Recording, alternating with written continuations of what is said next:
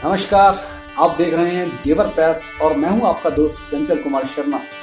अपने क्षेत्र की ताजा तरीन खबरों के लिए देखते रहिए जेवर प्रेस।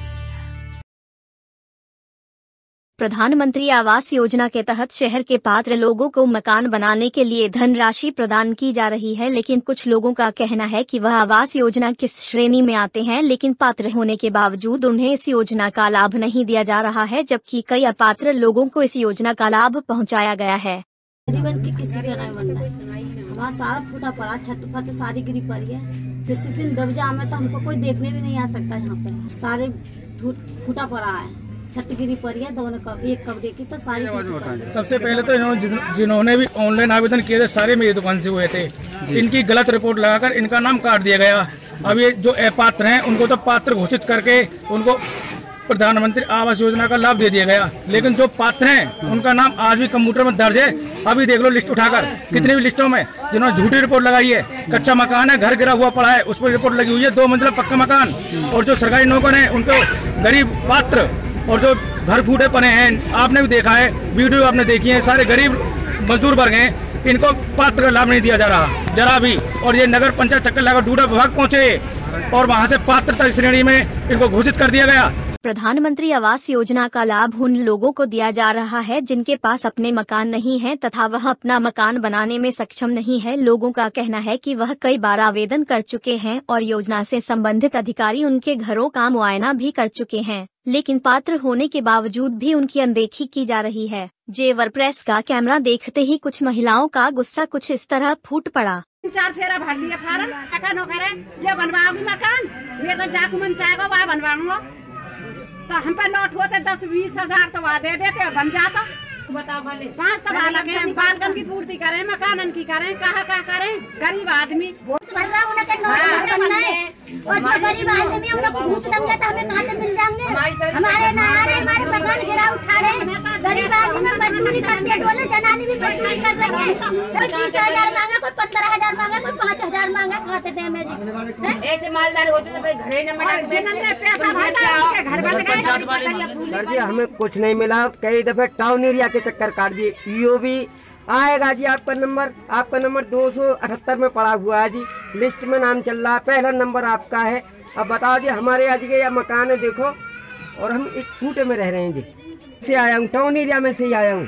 वहाँ बहुत अधिकारी और भी बैठे हुए, उनने कह दिया जी अभी आएगा जी नंबर आपका। सर अभी ना आ रहा जी, अभी तो हमें टाइम ही ना मिल रहा। हम तो बहुत उसमें डूब रहे हैं आफतन में।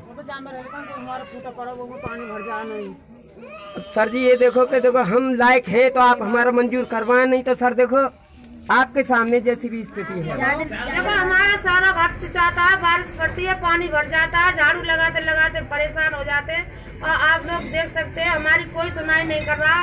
छत कच्ची हमारी बरगा भर रहे हैं, हम बहुत विकट परेशान हैं। 1 साल है गई मकान गिरे, अभी तक किसी ने कोई सिफारिश नहीं करी है।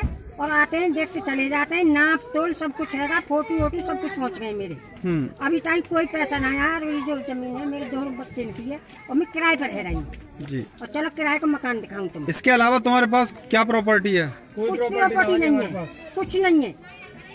रोज कमाते हैं और रोज लाते हैं, रोज खाते हैं। फॉर्म भर दिया, नाप तोल करके लगे, कुछ नहीं हो रहा। मजदूर आदमी डेली बिलदारी पे जाता हूँ, जब अपने घर का परिवार का खर्चा चलाता हूँ, कहाँ से लाऊं मैं? कोई कहते हैं 10,000 दे, 20,000 दे। जब मैं डेली ला रहा हूँ, डेली खा रहा हूँ, तो 20,000 मैं कहाँ से लाऊंगा? प्रधानमंत्री आवास योजना के तहत उन गरीब लोगों को मकान मुहैया कराए जा रहे हैं जिनके पास अपने मकान नहीं है। लोगों की समस्या के बारे में जब जेवर के सक्षम अधिकारी से बात की गई तो उन्होंने बताया कि अभी काफी लोगों का नाम आना बाकी है। जैसे ही पात्र का नाम आता है तो उन लोगों को योजना का लाभ भविष्य दिया जाएगा। प्रधानमंत्री आवास योजना के तहत जी जो आवेदन पत्र आए थे और नगर पंचायत द्वारा भराए भी गए थे जगह जगह पर कैंप लगा करके जी, वो सारे फार्म जो थे REPL को दे दिया गया जी। REPL की टीम आई और उन्होंने जांच किया। जांच करने के बाद एक हमें जो सूची दी वो 3 बार में सूची दी। एक बार पहली जो सूची दिया था उन्होंने 209 लोगों के दिया था जी।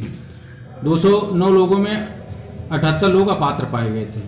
सत्यापित करके वो PO डूडा को दे दी गई।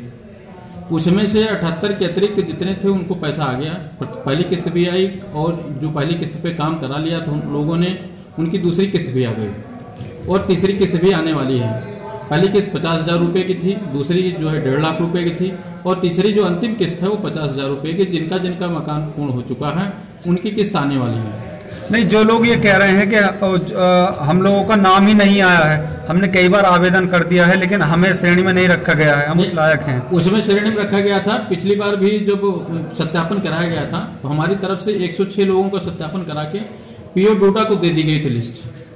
वो पीओ डोडा चूंकि उस बार एक शासनादेश आया, एसडीएम साहब के द्वारा भी सत्यापन किया जाना था, तो चूंकि वो लिस्ट वापस कर दी गई यहाँ पर। फिर एसडीएम साहब के माध्यम से सत्यापन कराया गया। सत्यापन कराने के बाद पीओ डोडा को दे दी गई है पुनः, और उसकी जियो टैगिंग जो है वो कराई जा रही है और वहाँ का डीपीआर बनाने के लिए शासन में भेज दिया गया। क्योंकि ये करीब 2-2.5 महीने हो गया, उनका नाम शामिल भी है और सत्यापन की प्रक्रिया भी पूर्ण हो चुकी है।